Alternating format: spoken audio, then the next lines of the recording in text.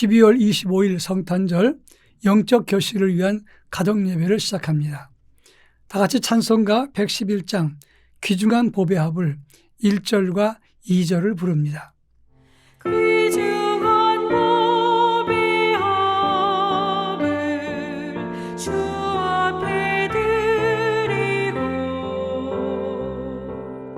우리의 몸과 마음도 다 함께 바치세. 진리는 오묘하고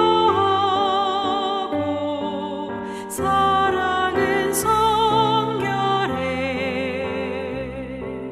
주께서 탄생하신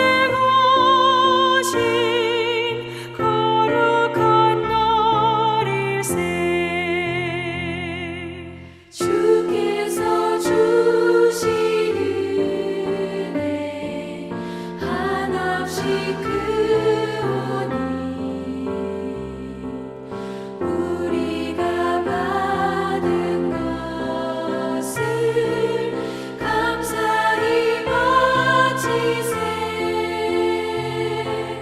기쁨은 충만하고 소망은 불변해. 정성과 마음을 다해 경배를 드리세.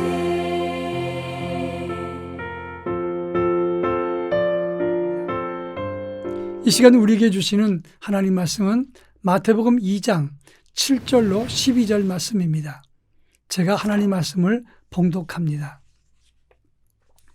이에 헤롯이 가만히 박사들을 불러 별이 나타난 때를 자세히 묻고 베들레헴으로 보내며 이르되 가서 아기에 대하여 자세히 알아보고 찾거든 내게 고하여 나도 가서 그에게 경배하게 하라.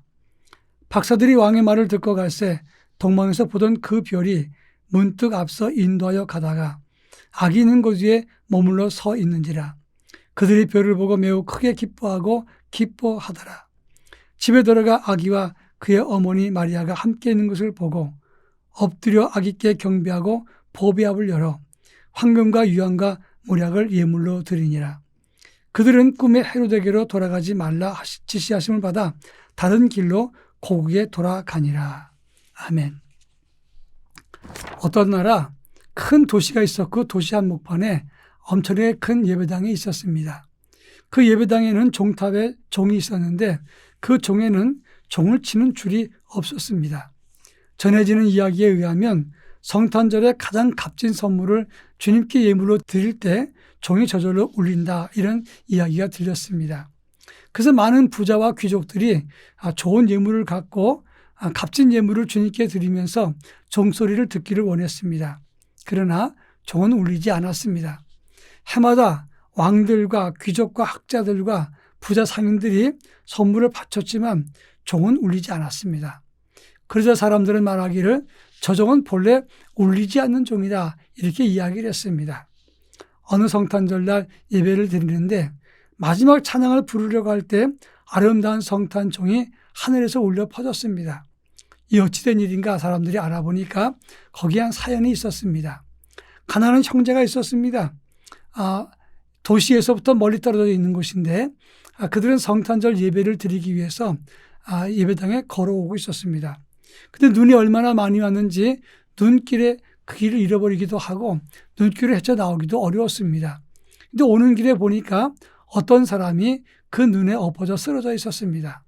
아직 목숨은 붙어 있었기 때문에 그냥 두고 가면 예배당에 늦지는 않겠지만 그냥 두면 틀림없이 그 사람이 죽을 형편에 이르렀습니다. 그때 형은 그 사람을 업고 마을 사람들에 가서 고쳐달라고 부탁을 했고 동생 보고는 너는 얼른 예배당에 가서 주님께 성탄 예물을 드려라. 그리고 은전 한 입을 주었습니다. 은전 한 입은 얼마 되지 않는 것이었지만 이 형제들에겐 가진 것 전부였다고 하는 것입니다. 이 동생은 이 눈길에 쓰러진 사람 일 때문에 예배당에 늦게 들어왔습니다. 마지막 찬송을 부를 때 이 가지고 있던 은전을 주님께 드렸을 때 하늘에서 성탄의 종소리가 울렸던 것입니다. 아름다운 성탄 종소리라는 동화 이야기에 나온 것입니다.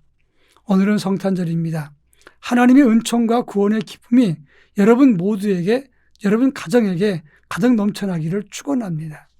오늘 우리가 읽은 본문의 말씀은 동방박사 세 사람이 왕으로 오시는 벼를 보고 경배하러 왔다가 예루살렘 왕궁에 들어가서 헤롯에게 유대인의 왕으로 나시니가 어디 계시뇨? 이렇게 물었습니다. 헤롯은 대제사장과 서기관들에게 묻고 베들레헴 땅에 메시아가 온다는 미가서 5장 2절의 말씀을 전해 주었습니다. 그래서 이 동방박사 세 사람을 베들레헴으로 가게 했습니다. 동방박사는 이제 베들레헴에서 아기 예수를 만나서 경배하고 황금과 유황과 모략을 예물로 드렸다. 이렇게 말씀한 것이 본문의 내용입니다. 이 본문의 내용은 어떤 것이 있는가를 함께 살펴보겠습니다. 먼저 동방박사들의 이야기입니다. 이들은 오늘 본문 1절과 2절에서 예루살렘에 이르렀을 때 별빛과 방향을 잃어버렸다는 것입니다. 그들은 동방에서 보던 별을 보고 왔습니다. 그런데 화려한 예루살렘을 보고 여기 있겠다 생각을 했습니다. 그래서 앞서 인도하던 별을 놓치게 되었고 헤롯 왕에게 물었던 것입니다. 여러분, 우리가 예수를 놓치는 이유를 설명하고 있습니다. 동방박사가 바라볼 것은 하늘의 별빛을 보고 따라가야 되는 것이었는데 또 우리가 바라볼 것은 예수, 진리, 하나님의 은혜가 되어야 되는데 근데 우리는 때때로 세상적인 기준과 세상의 화려함을 보고 그것을 따르다가 예수를 놓치는 경우가 있다는 것입니다. 근데 그들이 이제 왕궁을 떠났을 때 9절에 보니까 동방에서 보던 별들이 문득 앞서 인도했다라고 말하고 있습니다. 우리는 세상의 가치와 기준, 화려한 세상의 지식 이런 것을 따르지 않고 주님 바라볼 때 우리를 안내하는 성령의 별이 우리를 이끌어준다는 것입니다. 그런가 하면 두 번째 11절 말씀 보면 동방박사는 아기 예수께 경배하고 예물을 드렸는데 황금과 유황과 모략을 드렸다 했습니다. 황금은 변하지 않는 진리 그리고 가장 존귀한 왕께 드리는 선물입니다. 왕권을 상징하고 변하지 않는 진리를 뜻합니다. 유향은 제사 때 사용하는 향인데 아름다운 페르시아 향입니다. 신성을 상징하면서 제사장의 권위를 뜻하는 것입니다. 모략은 썩지 않게 하는 방부제입니다. 메시아의 순환과 죽음을 예비한 것인데 그리고 죽음에서부터 구원을 상징하는 것입니다. 동방박사들은 고귀한 것을 드렸습니다. 이들은 예수의 왕되심과 제사장 되심과 그리고 하늘의 신성과 함께 메시아의 죽음을 예비한다는 그런 의미에서 황금과 유황과 모략을 드린 것입니다. 이것은 메시아 왕 되신 하나님께 합당한 것을 드린 것입니다. 우리도 구원주 되시는 예수님께 합당한 예물을 드려야 됩니다. 동방박사 세 사람이 황금과 유황과 모략을 드렸던 것처럼 우리도 존귀한 것을 드려야 됩니다. 그런데 우리는 지금 황금과 유황과 모략은 없습니다. 그렇다면 복음의 가치를 실천하는 자세로 예수님께 드릴 때 성탄의 종을 울릴 수 있다는 사실을 기억하고 주님께 그 같은 선물을 드려야 된다고 하는 것입니다. 이제 마지막 8절과 12절 말씀 보면 헤롯이 왕이 나타나는 것을 찾거든 내게 이야기해달라 부탁을 했고 12절에서는 꿈의 지시를 받아서 동방박사는 다른 길로 돌아갔다 이렇게 말했습니다. 헤롯 왕이 아기 예수께 경배하러 가겠다는데 왜 하나님은 다른 길로 가게 했습니까? 여기에 중요한 의미가 있습니다. 실상 헤롯은 내가 왕인데 누가 왕이란 말이냐? 그러면서 그 아기를 찾아서 죽이려고 했던 것입니다. 마찬가지로 세상은 끊임없이 예수를 죽이려 합니다. 교회를 핍박하고 복음을 회방하고 하나님 나라를 그리고 침해하고 그리고 회방하면서 예수님 복음을 시비하고 도전한다는 것입니다. 여러분, 이 세상에 누가 뭐라 그래도 우리는 다른 길로 가는 삶을 가져야 됩니다. 복음을 위한 삶, 성탄하신 주님을 증거하는 다른 삶을 살아가야 한다고 하는 것입니다. 그때 예수 생명과 복음도 살아나게 되는 것입니다. 기도합니다. 사랑 많으신 하나님 아버지 감사합니다. 성탄을 맞이해서 동방박사 세 사람이 우리 아기 예수께 황금과 유황과 모략을 예물로 드렸다고 했습니다.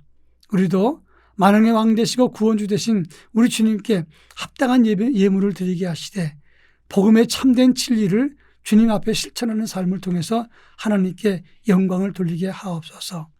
세상이 우리를 시비하고 도전해도 끝까지 복음을 살리는 일에 앞장서는 다른 길로 나아가는 저희 모두가 되게 하옵소서. 예수님의 이름으로 기도합니다. 아멘.